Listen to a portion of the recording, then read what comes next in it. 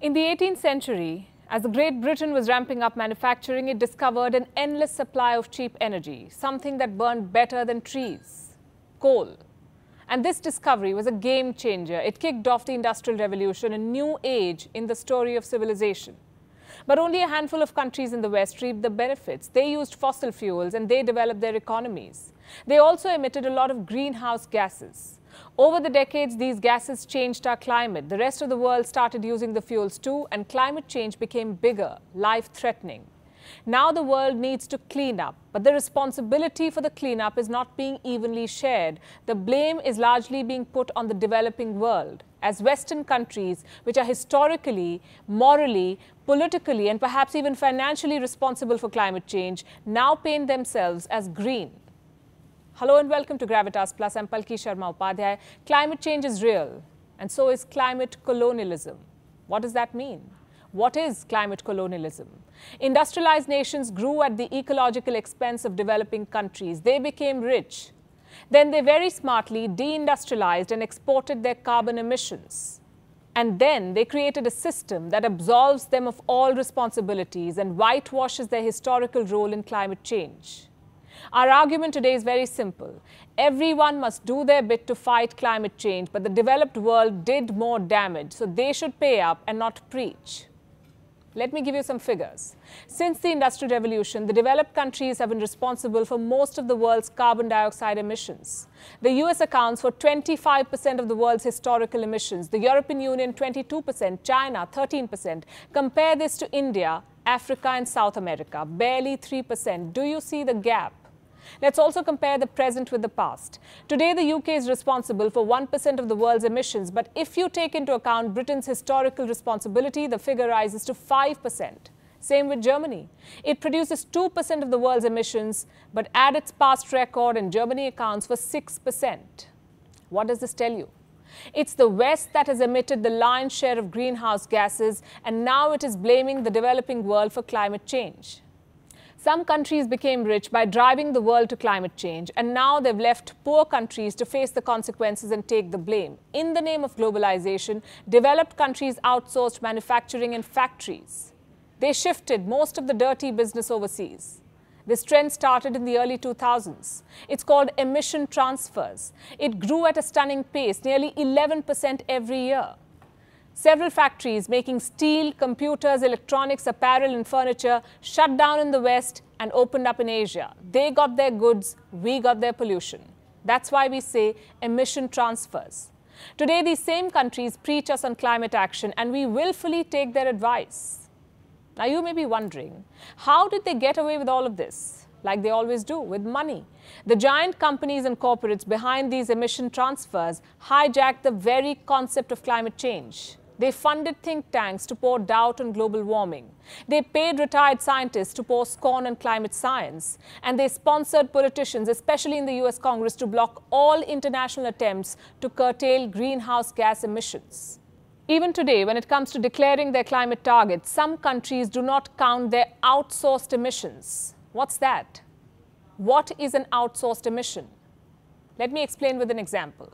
If you're using steel made in another country, are you responsible for the pollution it causes? Or will you blame it on the country that produces the steel?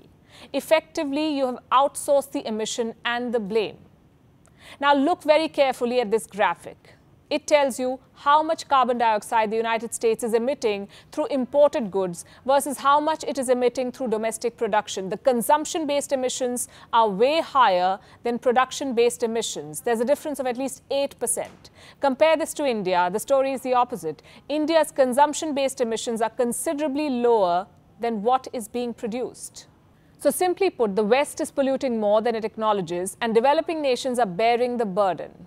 Why is the West hiding its emissions?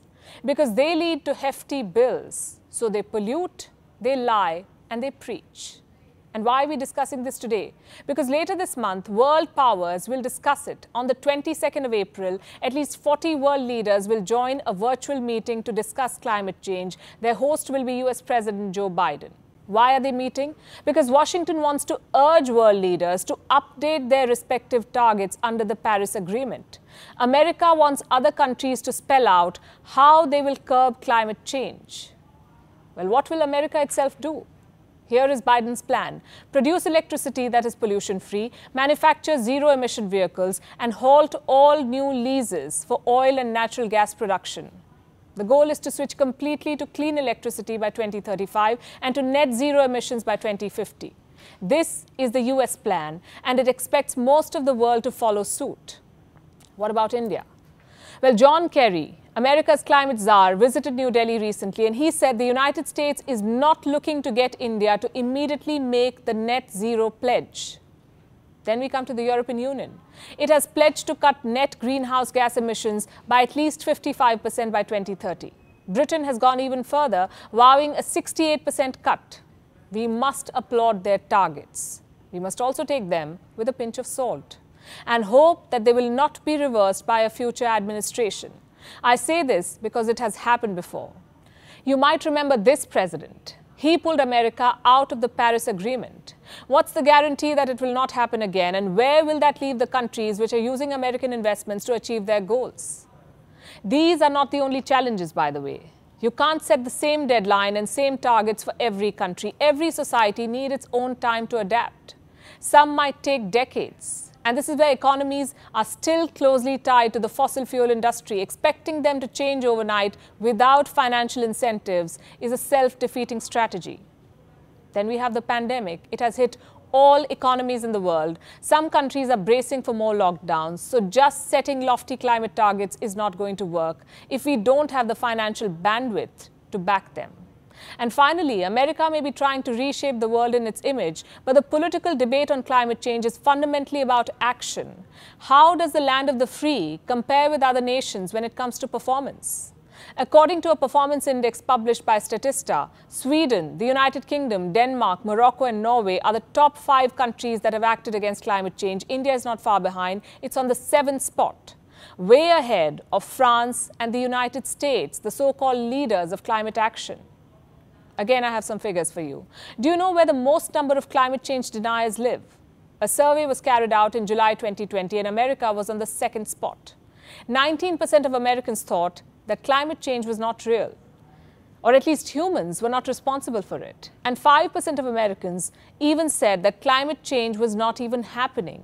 What about India? India has civilizational values of respecting nature, and it has already linked these values with its commitment towards sustainable economic development. We are happy to share that India is one of the few countries on track to meet its targets under the Paris Agreement.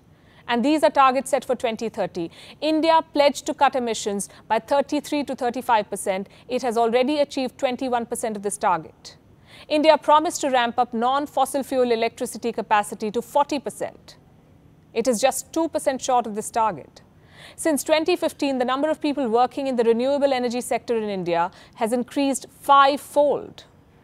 It's also worth mentioning that all political parties in India, irrespective of their ideology, recognize climate change as an issue of national interest. Several state governments have successfully implemented regional climate strategies. According to a report by KPMG, at least 10 Indian states have overwhelmingly invested in clean energy. The list includes Delhi, Gujarat, Haryana, Himachal Pradesh, Karnataka, Kerala, Maharashtra, Punjab, Tamil Nadu and Uttarakhand. All these 10 states have demonstrated that economic gain and climate action can go hand in hand. The bottom line is this: India is walking the talk on climate change. Any new policies to tackle this reality are welcome. But before Western nations ask others to update their targets and enhance their ambition, they must first get their own house in order and perhaps answer one simple question. Are they willing to pay the emissions debt that they owe to the world? Are they willing to admit their primary responsibility in triggering climate change?